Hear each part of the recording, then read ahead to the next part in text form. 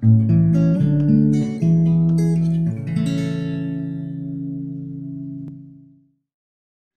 juga sih. Iya betul. Berkaitan banget. Nah, soal ininya, Mas. Kita sebagai Strategi penulis, menulisnya itu, ya, Mas. lebih ke teknis ya. Jadi, nah itu tadi, kita sebagai penulis, akademisi juga butuh tulisan kita agar diterbitkan di situ, karena kaitannya ke reputasi akademik. Itu kan kalau kita sebagai akademisi kan kita perlu membangun reputasi akademik ya agar ya dapat meningkatkan karir. Karir ini kaitannya ya balik-balik ke fulus gitu kan. kalau kalau dipikir secara kasarnya kan kaitannya ke situ. Ya gaji naik, pangkat naik, gaji naik, terus kesempatan untuk berkarir, mendapatkan penelitian, grant penelitian itu lebih besar ketika misalnya pangkat akademik kita, fungsional kita lebih tinggi. Nah kan kayak gitu. Nah, tapi kalau kita harusnya lebih fokus itu memang ke peningkatan reputasi akademik kita sebagai akademisi, karena kaitannya nanti ke kampus. Kampus kita juga terutama ini ya, kita di Indonesia ini akan terkoneksi kan. Kalau akademisi-akademisinya itu reputasinya tinggi, otomatis kampusnya juga akan ikut terbawa, reputasinya akan ikut naik. Nah, jadi dalam hal ini untuk teknis penulisan memang hal yang paling kita harus aware untuk pertama itu memang model dari jurnalnya ini. Karena tadi saya sempat singgung, kan jurnal ini punya Kriteria. style yang berbeda-beda gitu ya.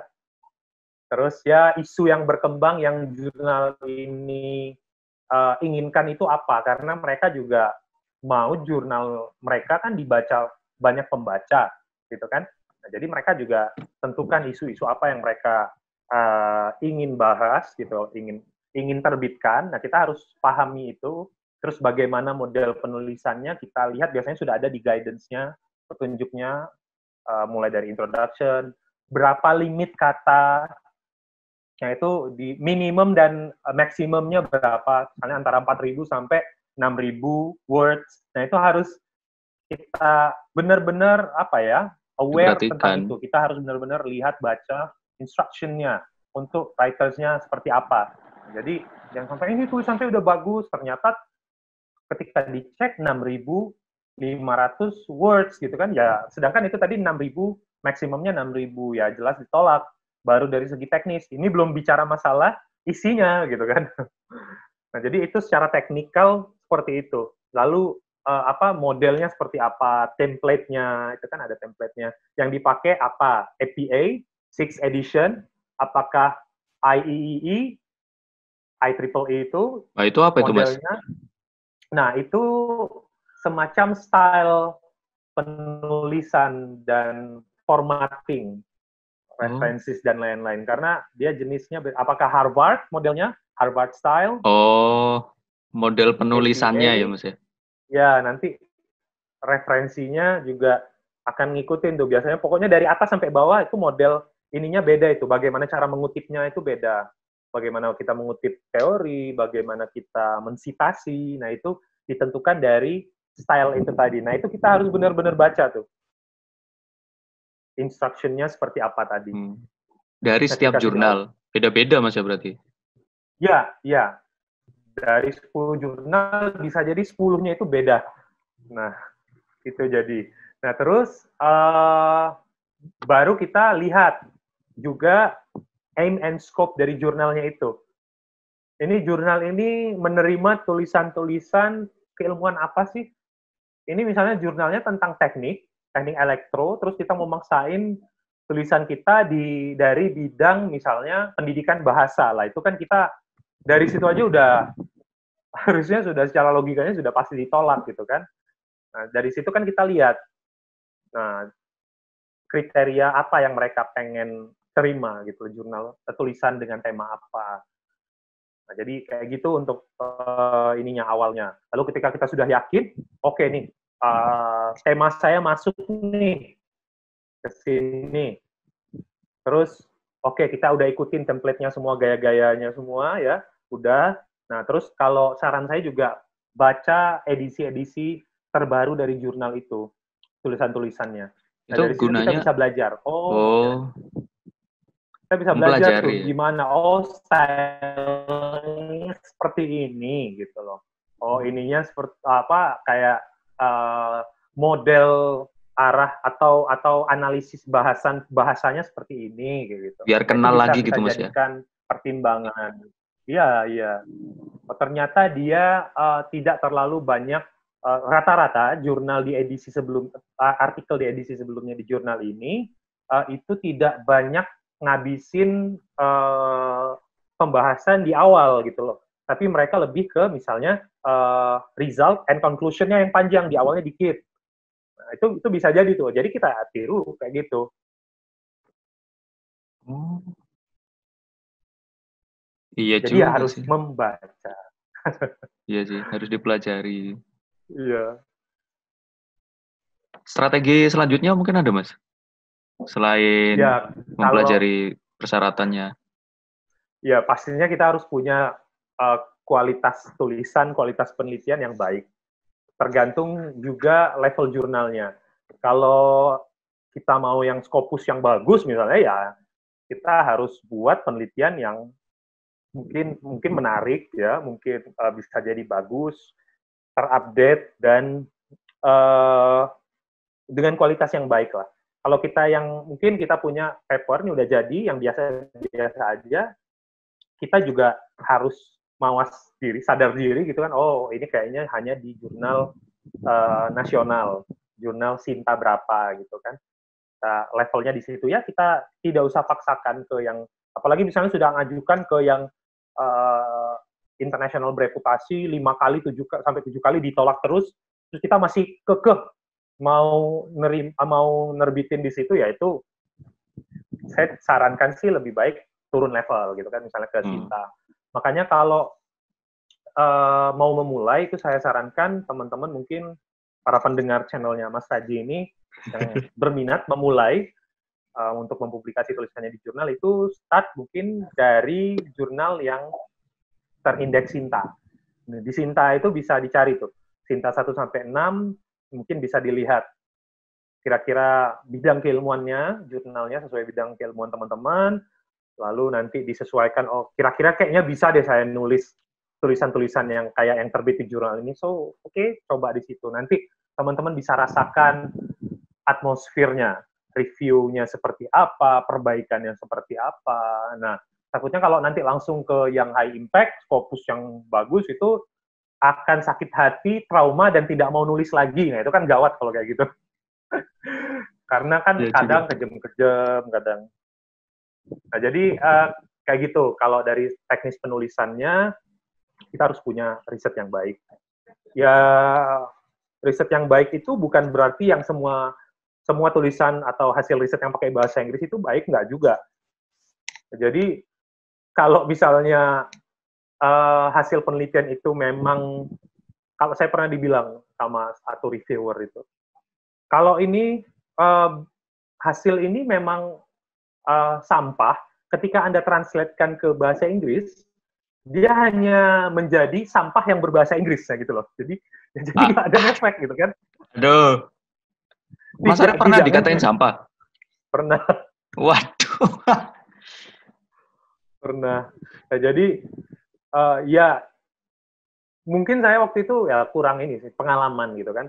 Cari-cari pengalaman, nekat gitu kan. Ngajuin ke jurnal yang sama berkali-kali gitu kan. Mungkin hafal sudah orang itu sama saya tulisan saya, dan tulisannya tulisan sama, cuma saya perbaikin dikit. Akhirnya baru saya cari jurnal lain setelah dikatain sampah itu. Nah, jadi ya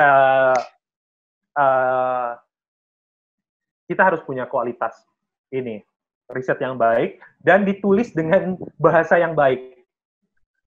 Bahasa yang baik ini Nah, gimana, ini kan Mas? kalau nulis ini kan, ya, menulis ini kan cara menyampaikan, menginformasikan. Intinya kita kan pengen orang itu, pembaca, mengerti dengan apa yang kita sampaikan melalui tulisan kita di artikel kan. Betul. So don't be very complicated. Jangan nulis yang very complicated. Jadi just apa ya, just sampaikan dengan mereka, dengan pembaca itu, kita harus memposisikan diri kita juga sebagai pembaca. Oke, mungkin bahasanya kita pilih bahasa-bahasa yang ilmiah, tapi kan dalam menyusun kalimat itu harus komunikatif, harus dengan terutama ya intinya dengan memang standar atau structure yang ilmiah, tapi kita harus memposisikan diri kita sebagai pembaca, kira-kira ngerti nggak kita, sampai nggak pesan ini. Ya, percuma kalau memang penelitiannya bagus, tapi tidak disampaikan dengan baik, mungkin bahasanya terlalu tinggi atau kacau. Nah, akhirnya kan si reviewer ini sendiri nggak ngerti apa maksud. Padahal misalnya ini baik gitu. Misalnya anggaplah ini penemuannya bisa menjadi vaksin COVID gitu kan. Nah, tapi cara menyampaikannya itu complicated, terlalu sulit untuk dimengerti. Loh, itu bakal di-reject kemungkinan besar. Ada satu hal yang mungkin penelitiannya very simple, tapi mungkin update dan bisa mengisi puzzle dari bidang penelitian di area itu, tapi cara komunikasinya baik melalui tulisan itu. Nah, itu bisa jadi diterima. Itu dari segi bahasanya. Justru karena bahasa yang bukan mudah ya, tapi maksudnya bahasanya itu nyampe, itu menjadi salah satu kunci artikel kita bakal diterima gitu Mas ya. Iya. Kemungkinan besar itu bisa jadi salah satu faktor yang menentukan. Gitu. Iya Jadi sih. intinya apa? Ya harus memulai, ya bagaimana cara mempublikasi jurnal ya dimulai. Harus punya tulisan. Gimana biar bisa punya tulisan yang harus ditulis gitu kan. Nah, setelah punya tulisan, diajukan, ya jam terbang nanti akan mempengaruhi. Seperti saya sekarang di tahun 2020, saya pertama nerbitin artikel jurnal ilmiah itu tahun 2012. Kalau bisa lihat di story Google Scholar saya itu ada tahun 2012 saya nerbitkan. Saya malu baca tulisan saya waktu itu gitu kan. Waktu baru tamat S1 kan, itu masih S2. Jadi baca tulisan waktu itu ya kayak aduh kok malu, mau dihapus ya nggak bisa lagi gitu kan. Soalnya udah terlanjur terbit. Nah, itu jam terbang lah akan mempengaruhi itu ya, sambil belajar juga. Kita harus banyak juga membaca tulisan-tulisan dari orang lain, expert yang di bidang kita. Jadi kita bisa tahu, kita akan terbiasa nanti. Nulis kita itu akan ngikutin dari apa yang sering kita baca. Nanti jam terbangnya akan terbentuk, jam terbangnya kan makin banyak, skillnya makin terbentuk gitu Mas ya. Iya sih, aku sendiri iseng baca skripsiku dulu itu, agak jijik Mas. Soalnya bahasaku, waduh ini bahasanya bahasa-bahasa anak semester 5, maksudnya bukan sekelas anak yang sudah bukan Mas, tapi bahasanya masih bahasa yang biasa gitu loh Mas, bukan orang yang benar-benar siap menulis sebuah karya ilmiah kayak skripsi gitu Mas. Kemudian kalau nggak salah aku banyak salah nulis nama penulis di daftar pustaka, itu malu-maluin banget sih kalau menurutku. Aduh, gila. Tapi but that's the process, Ji. Yeah. We cannot skip that process. Betul. Kita harus jalanin proses itu, nggak bisa di skip. Karena semua penulis-penulis hebat, saya kira juga mengalami hal-hal yang seperti itu. Bahkan Einstein itu kan pernah ditolak, ya kan, untuk melanjutkan PhD di beberapa universitas. Gitu. Iya toh Mas? Dan suratnya kan ada itu, kalau bisa dicari di Google itu. Suratnya kan ada. Baru tahu. Penolakan profesor-profesor yang menjadikan Einstein itu PhD studentnya. Karena risetnya itu tidak mereka itu anggap risetnya itu tidak bagus. Kalau saya kira sih profesor waktu itu belum kepikir apa yang dipikirin si Einstein ini. Betul. Makanya dia tolak, katanya. Saya nggak bisa nerima Anda sebagai PhD student saya gitu. Akhirnya ya kita lihatlah sekarang. Terus PhD-nya jadinya di mana itu Mas Einstein? Di mana ya? Saya lupa ya. Apa di Jerman apa di mana? Saya lupa. Tapi intinya akhirnya dia ya bisa PhD juga. Gokil sih itu, ya Allah. Sayang banget itu. Jadi itu kan Einstein prosesnya seperti itu.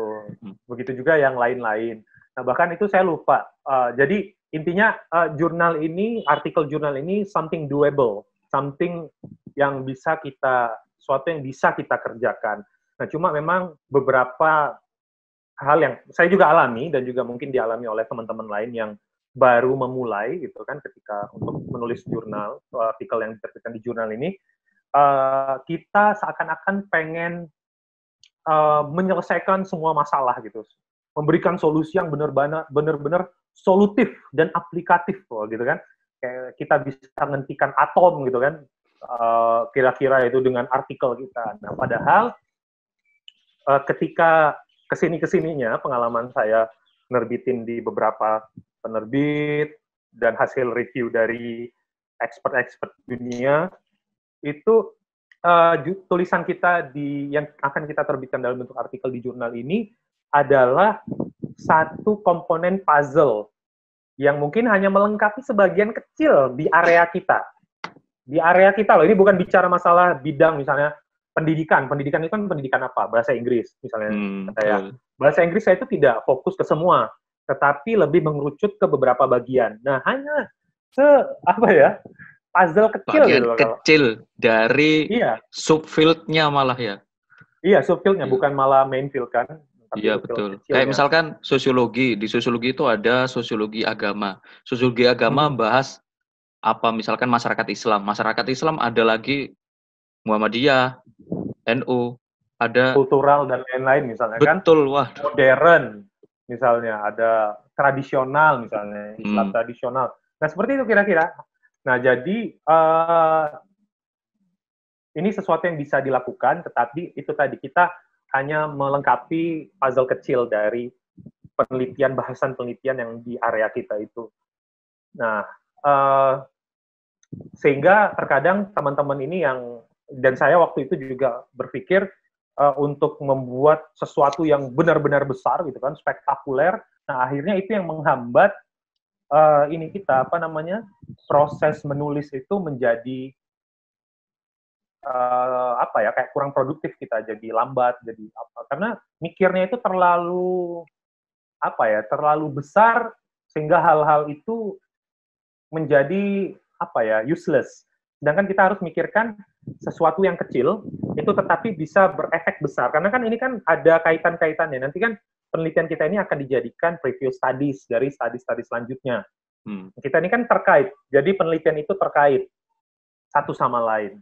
Betul. Nah, mengaitkan itu yang terkadang memang agak sulit. Iya juga sih. Nah, jadi kayak gitu, tidak usah berpikir yang terlalu too big. Yang penting kayak saya ada pengalaman ini di jurnal Asia TEFL. Saya pernah nerbitin di salah satu jurnal di Korea Selatan, itu di pendidikan bahasa Inggris.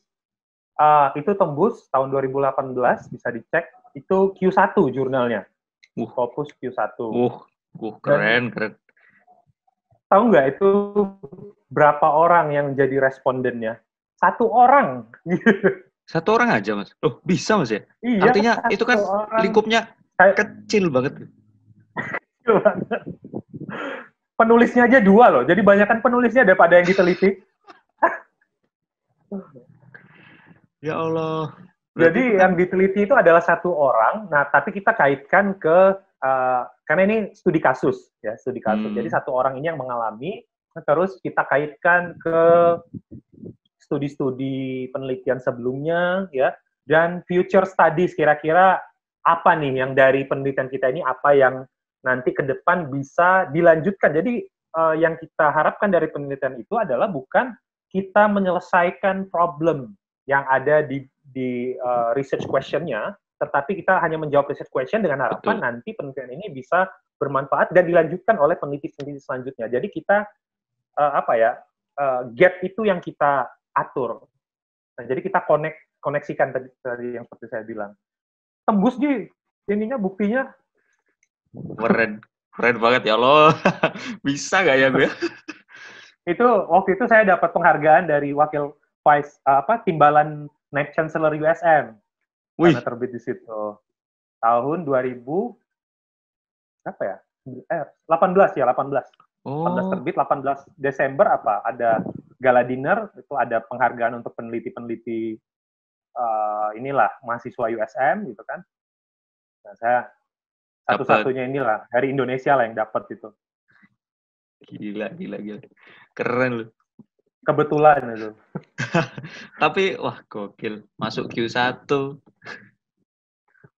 Ya emang benar juga sih Mas. Artinya kita hanya cukup melengkapi gap itu ya. Nggak perlu mikir daki-daki ingin merubah, apa ya. Ya memang kontribusinya untuk melakukan perubahan, memberikan perubahan gitu Mas ya. Cuma tidak perlu sampai berpikir seidealis itu gitu. Maksudnya idealis ini pengen menyelesaikan masalah. Kita kan cuma menjawab research question emang penelitian. Iya.